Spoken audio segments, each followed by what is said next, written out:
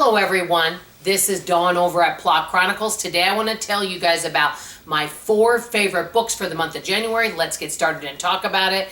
Many of you guys will notice that I don't have books in the background like a lot of other wonderful booktubers. It's because most of my books I read off my Libby app, which is from the library.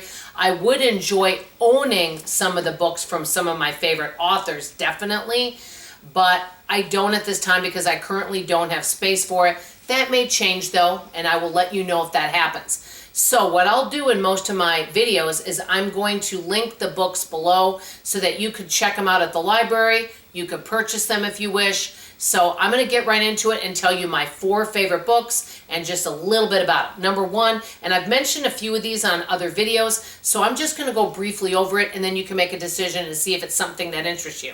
The first one is by one of my favorite authors, Kristin Hannah, and I've been reading her now for a few years. The book was titled The Things We Do for Love. I guess you would call it drama, and I really liked the book.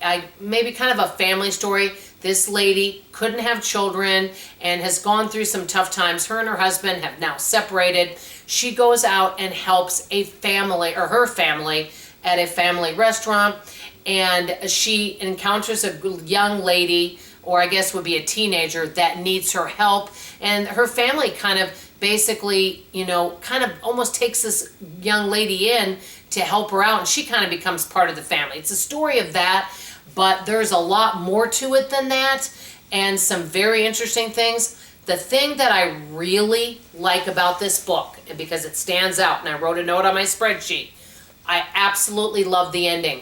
Sometimes when I read a book, no matter what type of genre, the ending really affects how I rate the book. The ending on this was fantastic. I kind of thought I knew what was going to happen at the ending, but I didn't know.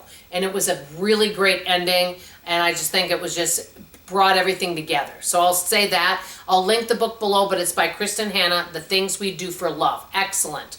The next one, and I think I've mentioned this one, I absolutely love this one, and boy was there a lot of unexpected twists. The Perfect Escape by one of my newer favorite authors, Daniel Hurst, and it is a thriller. I listened to it on audio, and basically a couple goes on a little, I guess, retreat, if you would call it that, and they are going to be staying in a barn, but it's a barn that's been, revamped and looks really beautiful, and it takes guessing, kind of like a bed and breakfast type thing. And then that's where the story begins. The couple is Faye and Aiden. They work together, so they have a business together, and you think you kind of know what's going on, and they meet another nice couple, and everything seems wonderful. But then the whole story comes out. What I love about Daniel Hurst and what I love about this story is it goes into their backstories of how they got where they are. You get to find out about each of their characters and their past and about what is happening.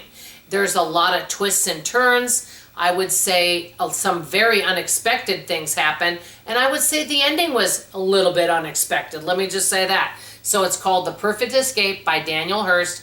I've read almost all of his books, and I actually like all of them. This was definitely one of his really good ones. Okay, the next one, and I've mentioned it before, this is a new to me author, and her name is Jenifer, but it's Jenifer with one N. Jenifer Ruff, and I'll link it below. It was called The Atonement Murders, and she does series, but the good thing with her books is you don't have to read them in order. And she is an FBI agent. Her name is Victoria Heslin, and basically there are people being unalived all over the East Coast, and there seems to be a connection between this. And so Victoria Heslin is investigating and researching what is going on.